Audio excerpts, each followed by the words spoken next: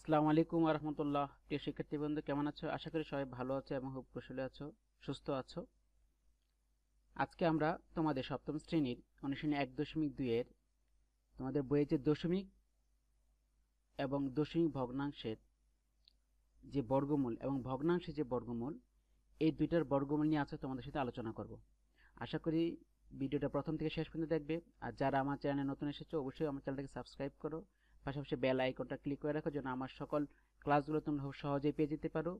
আমি ষষ্ঠ শ্রেণী থেকে দ্বাদশ শ্রেণী পর্যন্ত বিভিন্ন টপিক্সের উপর বিভিন্ন ক্লাস দিয়ে থাকি এবং সেই ক্লাসে বেসিক বিষয়গুলো নিয়ে আলোচনা করে থাকি, যেটা দেখে অনেক স্টুডেন্টই উপকৃত হবে এবং তাদের বেসিক বুঝতে সুবিধা হবে।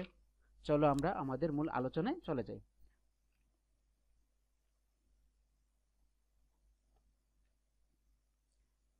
দেখো, আজকে আমরা দশমিক ও ভগ্নাংশে বর্গমূল নিয়ে আলোচনা করব। তার আগে একটা বিষয় বুঝতে হবে যে পূর্ণ সংখ্যা বা অখণ্ড সংখ্যার বর্গমূল ভাগের সাহায্যে যেভাবে আমরা নির্ণয় করেছি, ঠিক দশমিক ভগ্নাংশে বর্গমূলটা আমরা একই সাহায্যে নির্ণয় করব, একই পদ্ধতিতে নির্ণয় করব। আমরা ইতিপূর্বে শিখেছি যে বর্গমূল নির্ণয় করার দুইটি পদ্ধতি আছে, একটা হলো মৌলিক উৎপাদকের সাহায্যে, আর একটা হলো ভাগ প্রক্রিয়ার সাহায্যে, তাই না? তো এই ভাগ প্রক্রিয়ার সাহায্যে এই দশমিক ভগ্নাংশে বর্গমূলটা ঠিক ভাগ প্রক্রিয়ার সাহায্যে তোমাকে নির্ণয় করতে হবে। চলো আমরা দেখি কিভাবে নির্ণয় করতে হবে। তার আগে জানতে হবে যে দশমিক ভগ্নাংশের দুইটি অংশ থাকে। বাম দিকের যে অংশটা, এই অংশটাকে আমরা বলি অখণ্ড বা পূর্ণ অংশ, এবং দশমিক বিন্দুর ডান দিকের যে অংশটা থাকে, এই অংশটাকে আমরা বলি দশমিকের অংশ। চলো আমরা একটা উদাহরণের সাহায্যে বিষয়টা ক্লিয়ার হই। দেখো, 31.6969 এই সংখ্যাটাকে কখনো এভাবে বলা যাবে না যে 6969। আমি আবারও বলছি, 31. এই সংখ্যাটাকে কখনোই একসাথে বলা যাবে না, যেমন 31.6969। এইবারটা এভাবে বলা যাবে না। সাধারণত দশমিক বিন্দুর পরে যে অঙ্কগুলো থাকে, সেই অঙ্কগুলিকে নাম, অর্থাৎ প্রত্যেকটা অঙ্কের নাম ধরে বলতে হয়, যেমন 31.6969। ওকে, তাহলে ঠিক এই ক্ষেত্রে খেয়াল করে দেখো, ঠিক এই ক্ষেত্রে এটা হলো দশমিক বিন্দু। এই দশমিক বিন্দুর, এটা হলো দশমিক বিন্দুর বাম পক্ষ, আর এটা হলো দশমিক বিন্দুর ডান পক্ষ। এই বাম পক্ষের অংশটা হলো কি পূর্ণ অথবা আমরা বলতে পারি এটাকে অখণ্ড অংশ, আর এই ডান পাশের অংশটাকে আমরা বলি হলো দশমিকের অংশ। দেখতে পাচ্ছি এই অংশটা হলো কি পূর্ণ অংশ। তাহলে এই যে আমরা এখানে লিখেছি 31, এই 31কে আমরা কি বলবো? অখণ্ড বা পূর্ণ অংশ।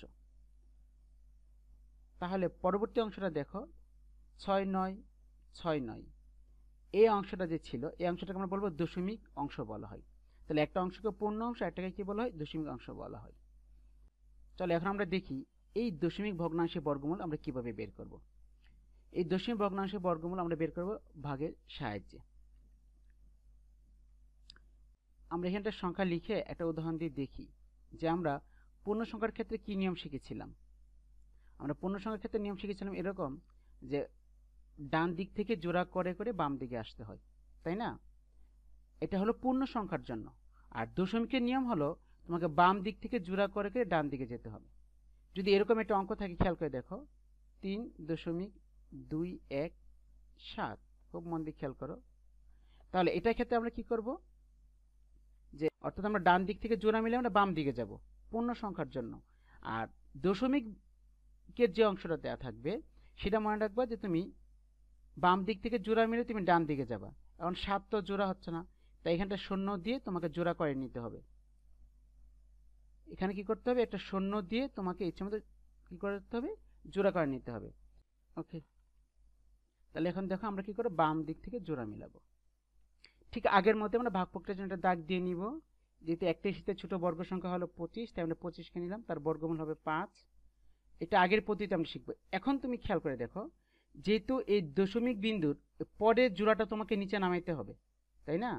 দশমিক বিন্দুর পরের জোড়া তোমাকে নিচে নামাইতে হবে। তার এই দশমিক বিন্দুটা সরাসরি কি করবে? এই ভাগফলে চলে যাবে। এই দশমিক বিন্দুটা কি হবে? সরাসরি ভাগফলে চলে যাবে। কিন্তু এখান থেকে কিন্তু দশমিক বিন্দু পরিবর্তন করা যাবে না, কিন্তু আমরা তখন কি করবো? এই ভাগফলে একটা দশমিক বিন্দু দিয়ে দিব। দশমিক বিন্দুর কাজ এখানেই শেষ। দশমিক বিন্দুর আর কোনো কাজ নাই এই অঙ্কে। দশমিক বিন্দুর আর কোনো কাজ নাই এই অঙ্কে। বুঝতে পেরেছো আশা করি। যখনই দশমিক বিন্দুর পরের কোনো জোড়া তুমি নামাবা ঠিক তখনই কি করতে হবে, ভাগফলে অর্থাৎ ফলাফলের জায়গায় দশমিক বিন্দুটা দিয়ে দিতে হবে।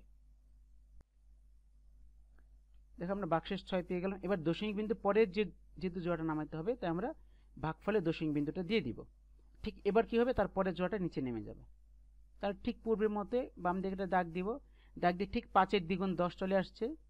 আমি আগে বলেছি দশমিকের আর কোনো কাজ নেই, এখানে 6 বসালে দেখা যাচ্ছে গুণ করলে এটা সমান হয়ে যাচ্ছে।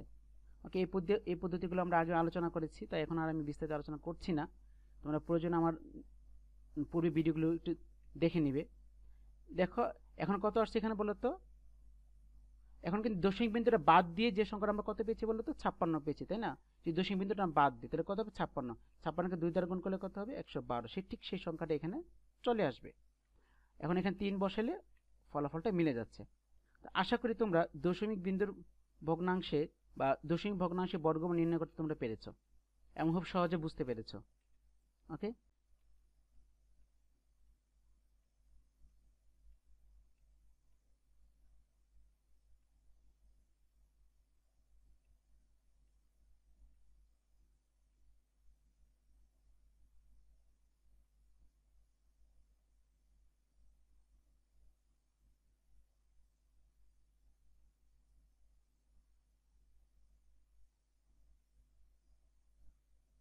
এটাই কিন্তু উত্তর 5.63। তাহলে চলো এখন আমরা তোমাদের বইয়ের যে অঙ্কগুলো আছে সেগুলো আমরা একটু সমাধান দেখি।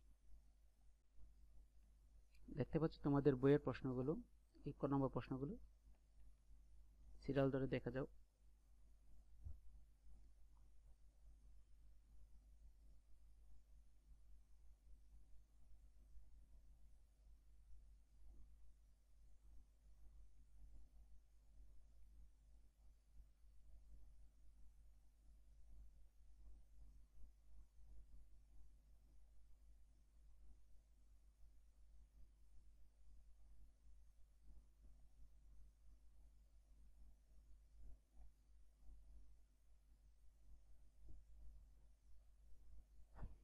ওকে, ধন্যবাদ সবাইকে,